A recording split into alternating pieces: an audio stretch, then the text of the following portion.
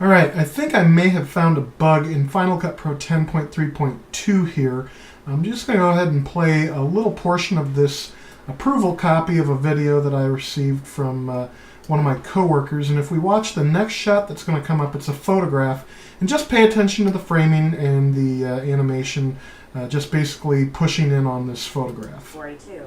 We have to go down to that level to... Alright, so I'll pause that, and you'll notice at the end this light is kind of right down there in the bottom corner. If I come over to Final Cut Pro 10.3.2, basically I just I've got this library from the same hard drive that my coworker was working on it from, and I have not made any changes to it, except the fact is that he was working on this library in 10.3.1, and I have opened it on my system with 10.3.2. Now when I play this clip, watch what happens here. We have to go down.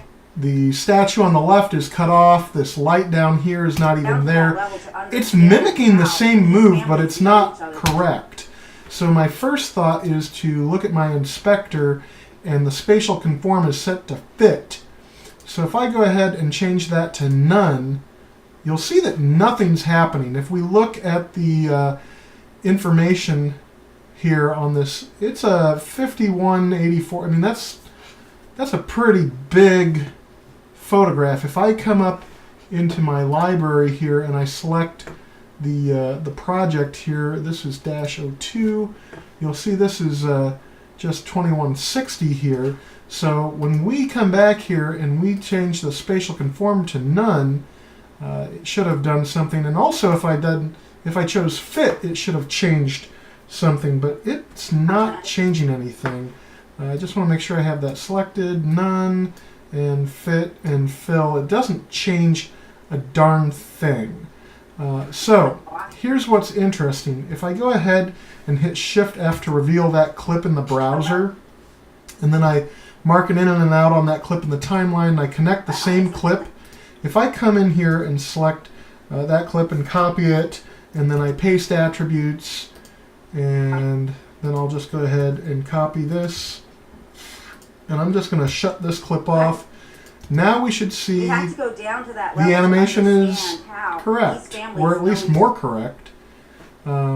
Actually, I think we would have had it set to fit. Yeah, so that's actually, if we set it to fit, now the spatial conform changes, and right at the end of the clip, notice the light in the bottom corner is just about kissing the frame. If we come back, you'll see at the end, it's almost kissing the frame here. So for some reason, Final Cut 10.3.2, I believe, is not reading those image files correctly.